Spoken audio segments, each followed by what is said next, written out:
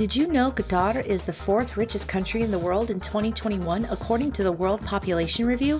It has an average GDP per capita of $133,000. So, to stand out in a country that's already wealthy is pretty significant.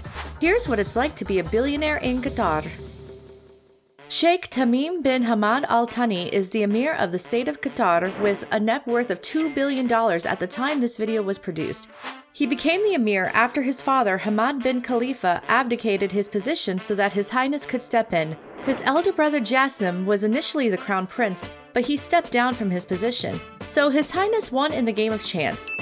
He was educated in the United Kingdom and attended the Royal Military Academy and graduated in 1998. Later, he joined the Qatari Armed Forces before taking the throne. His Highness is very dedicated to elevating Qatar's international stature by bringing in major sporting events and buying high-profile sports teams for the country. When you're royalty with such high net worth, you're going to be using that to enjoy life to its fullest potential. His Highness has 13 children, so he definitely has been busy growing his family. He has multiple wives to help make that happen. With lots of children means lots of space is needed to entertain them. He owns a yacht called Al Sail, which is about 404 feet long with 18 cabins for guests and 28 cabins for crew members. It's worth about $500 million, which is incredible for a yacht. Not only that, but he also lives in a large palace in Qatar as well as a mansion in London on Cornwall Terrace, which he bought for $150 million in 2014. The royal family owns 3 of the most expensive houses in London. His Highness also owns 3 jets. We're not talking about small private jets. These are large airplanes. Among his collection are 3 Boeing 747 BBJs.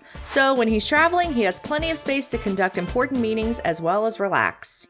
Faisal bin Qassim Al Thani has a net worth of $1.8 billion at the time this video was produced. He's officially the wealthiest person in Qatar that isn't royalty. Being the richest person in an already wealthy country is definitely saying something. He started off his career selling car parts in Doha when he was just 16 years old, already showing that he had a mind for business. By the 1960s, he became the sole distributor of Bridgestone tires. He is the chairman of Al Faisal Holding, which he founded in 1964. It's also one of Qatar's biggest conglomerates. Al Faisal Holding owns over 20 hotels around the world, like the St. Regis in Washington, D.C. and Miami, and the W Hotel in London. The conglomerate also has a majority stake holding in AML.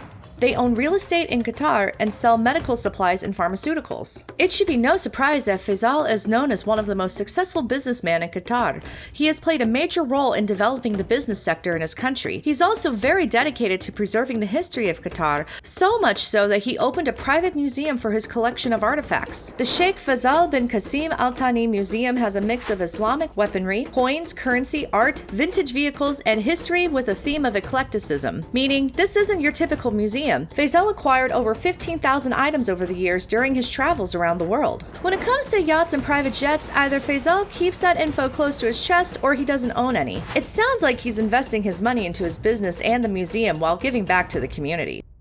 Hamad bin Jassim bin Jabir Al Thani has a net worth of $1.3 billion at the time this video was produced and has ties with the royal family. He gained his wealth primarily from investments, and he was the Prime Minister of Qatar from 2007 until 2013, as well as the Foreign Minister for 2 decades. Also known as HBJ, he has definitely done some splurging with his wealth that I'll get into in a moment. HBJ is incredibly popular in his country and was even the official Qatar spokesman in the United States. He is a cousin of the current Emir, and his great-uncle founded modern Qatar in 1971. HBJ owns about 3% of Deutsche Bank, which is his biggest publicly traded holding. He made headlines when he was mentioned in the Panama Papers, which were leaked files from a Panama-based law firm called Mossack Fonseca. According to those papers, he has a 436-foot super yacht called Al Merkab. It's worth around $300 million. He's living life in style. If you were a billionaire in Qatar, you'd more than likely live in the capital of Doha. It's ideally built for the wealthy to live in luxury and enjoy the finest amenities the country has to offer. In fact, world-class chefs like Gordon Ramsay and Wolfgang Puck have seen the value in Doha and have established Michelin-star restaurants in the area. Wolfgang brought his famous American-style steak restaurant Cut to the Mondrian Doha Hotel. The restaurant has Alice in Wonderland-style decor and the produce is locally sourced. Gordon Ramsay opened the restaurant Opal at the St. Regis Hotel in Doha. This restaurant is a bit more relaxed with a simple selection with tasty classics. So where are billionaires in Qatar living? Well, there are plenty of options from townhouses to apartments to penthouses to villas. Want to live in a palace? That's definitely an option. There's a villa that's on the market for over $5 million in a community called Giardino Jewels, the Pearl. The home has 3 floors with 6 large bedrooms with ensuite bathrooms and dressing areas, plus 4 spacious living areas with 2 dining areas, a TV room, 2 spacious kitchens with 3 pantries, and a guest bathroom on the ground floor. It's currently being built with an anticipated completion time by August 2022. But if a billionaire wants something a bit sooner, there's an apartment available with a price tag that's over $1 million. It has over 2,500 square feet of space with a maid's room, a living room, 3 bedrooms, 5 bathrooms, and a large balcony with a panoramic view of the sea. For us regular people, that's a lot of money for an apartment. But when you're a billionaire, that's easy money to pass off for luxury living. Let's talk about why Qatar is the richest country in the world. It's only about 4,500 square miles off the border of Saudi Arabia. It just happens to be in the prime location for petroleum deposits. This means that Qatar owns about 13% of the world's global oil reserves. When you include other money-making assets like cement and commercial ship repair, with a population of about 2.9 million people, the per capita GDP is about $133,000 per person. Since Qatar's population is so small compared to other countries, this is why it's seen as one of the wealthiest countries in the world. Many of the companies in Qatar own real estate in London and are becoming one of London's most prominent landlords. Some of the property in Qatar's portfolio include Shard, Harrods, Chelsea Barracks, and the Olympic Village. Plus, they have a stake in Canary Wharf.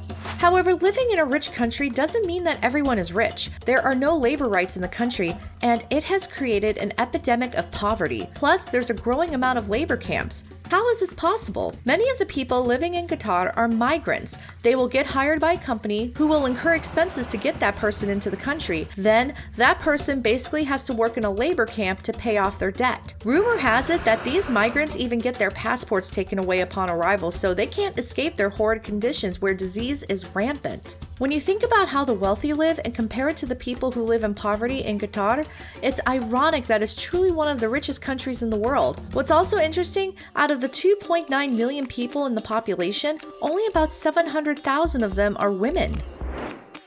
According to scientists, Qatar is one of the safest places in the world to live since it has less than a 0.1 chance of being affected by an earthquake.